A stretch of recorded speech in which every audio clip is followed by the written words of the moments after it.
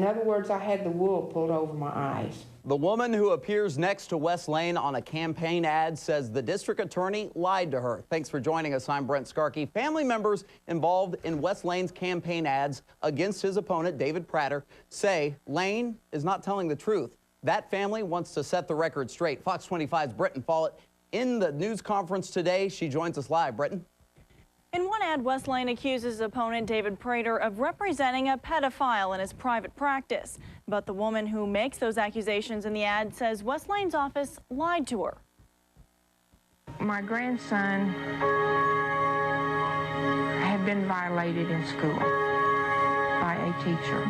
Joanne McCurdy says the assistant district attorney who handled her grandson's case asked her to do an ad for Wes Lane's campaign. It was told to me that to tell the truth, but to also say that David Prater was he did defend the teacher. David Prater was the teacher's attorney.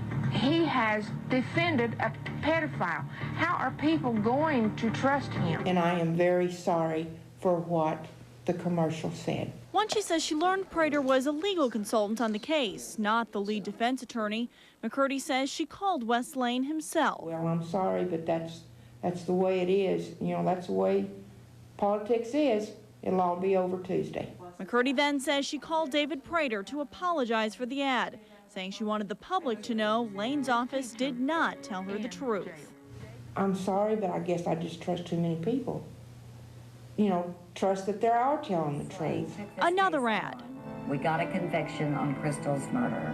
From the beginning, from day one, before... Another voice speaking out against Wes Lane. Jeff Dittmeyer's 12-year-old daughter, Crystal, was murdered. Wes Lane did a fantastic job, and we will forever be grateful. But Wes Lane struck a plea bargain with her killer that did not include telling where the body is hidden. I'll leave it to them to answer why they support Wes, but, you know, for the majority of my family, that's certainly not the case. We can trust Wes Lane. Sitting side by side, these victims' families say they do not.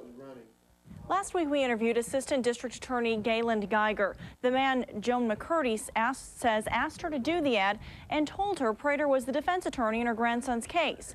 He points to court documents where Prater is listed as the defense attorney. And certainly, there were other lawyers on the case as well, but David Prater negotiated this case with me, and David Prater stepped into the role as the lead defense attorney in coming to me and negotiating the case. That's reflected by the court documents. But McCurdy wanted us to make it very clear today's news conference was not political. She called David Prater on her own and volunteered to speak publicly. Brent?